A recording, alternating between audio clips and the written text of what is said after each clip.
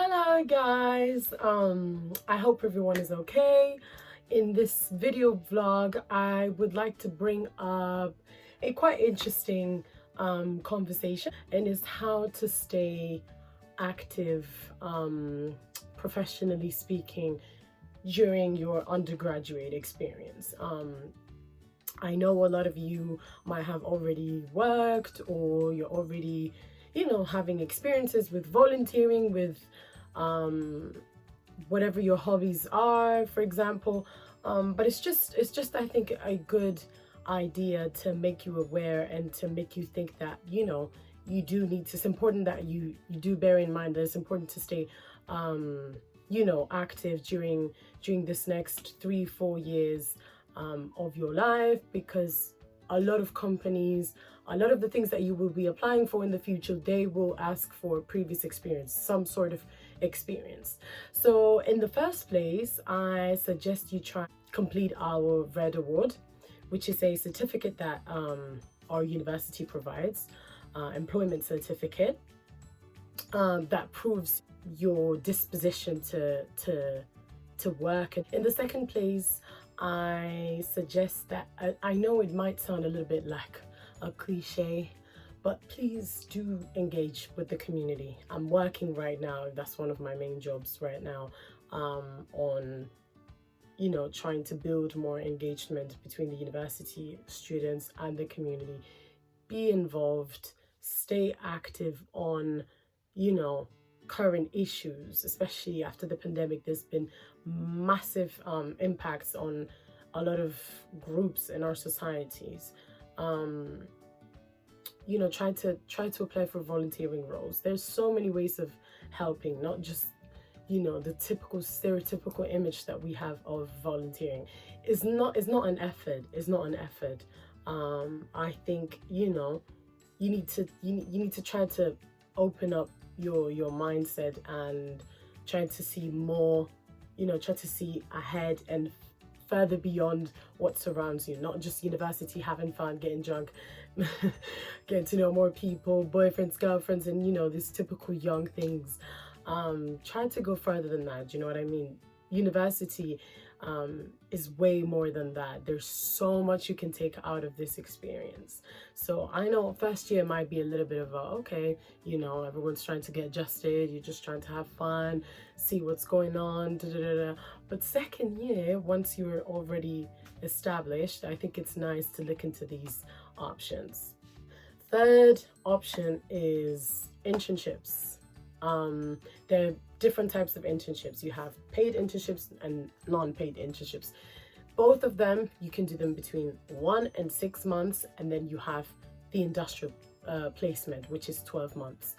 I do really suggest that you try to look for 3-6 months internships.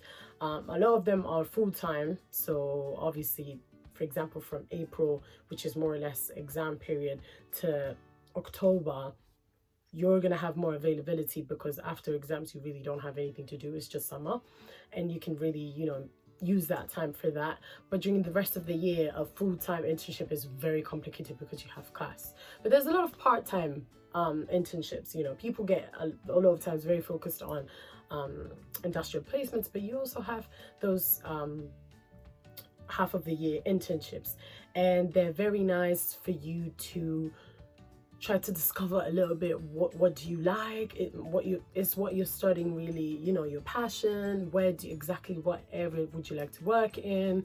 Don't worry about degree specification.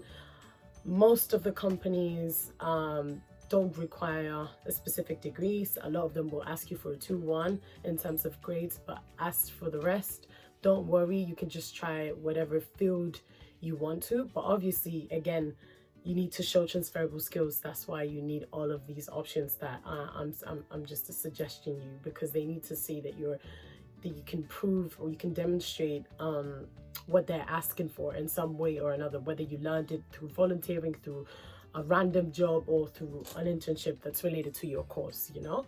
So it's important that you acquire the skills throughout the way. That's why I mentioned the Red Award in the beginning. Skills are very, very important. In the fourth place, industrial placements, that's always an option. You don't necessarily need to apply from the beginning for an industrial placement, as in when you're about to apply. My course, for example, hasn't the option of doing 3 years and then 1 year of placement, but I didn't apply for that from the very beginning. I just considered it last year, and if I get to have one this year and I get selected, then I can change my degree to politics and international relations with a placement. So in general, I really recommend it, because as much as it's true that it pushes your whole degree 1 year further, but it's so worth it. It's so worth it. It's 1 full year of experience in a specific area that you're interested in. You get paid. You're gonna learn so many different skills that wherever you go, you're gonna be able to talk about them. There's a lot of competition in the market nowadays, so you have to prove that you're different from everybody else. That's why I really recommend working as much as you can. In my case, for example, because I know an industrial placement is hard to get, I've been working since I joined university, within university, so a lot of on-campus jobs, but also outside. Right now, obviously, because of the pandemic, it's hard, but you can always find jobs wherever it is. Right now, I'm focused as well on internships for this summer, and I just try to keep myself as updated as possible. In the final place, I really recommend that you guys set up yourselves a LinkedIn account and try to build a network within LinkedIn. I used to underestimate it a lot. It might just sound like, oh, Martina, it's just a social network. What's that gonna do with, how is that gonna help me? Well, you discover and you realize that there's so many projects, programs, awards, certificates that you can apply for, ways of staying professionally active, academically, however you want to call it. But it's just a way of, you see so many people, you follow so many people, so many businesses that you're interested in, areas of interest that you're interested in.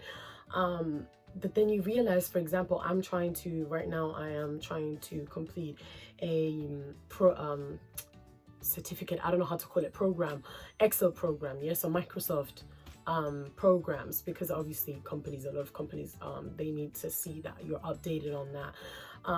But there's a lot of programs on public speaking, leadership.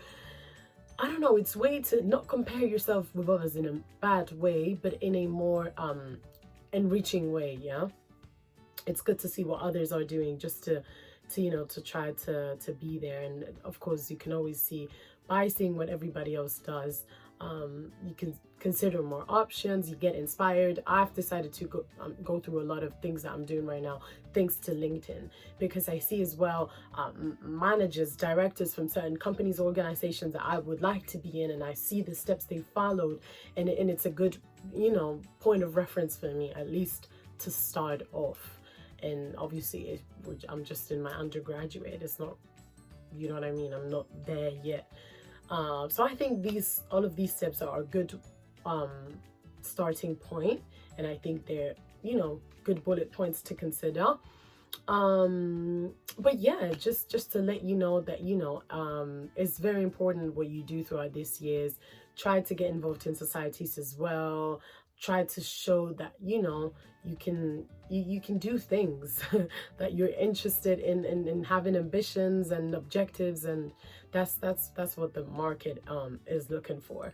So I hope this was useful, as I always mention in my videos, and to everyone who's contacting me on Unibuddy. If you have any questions that I can help you with, or whether you do my course or not, I will always try to answer. So yeah, hope this was useful, and see you soon. Bye bye.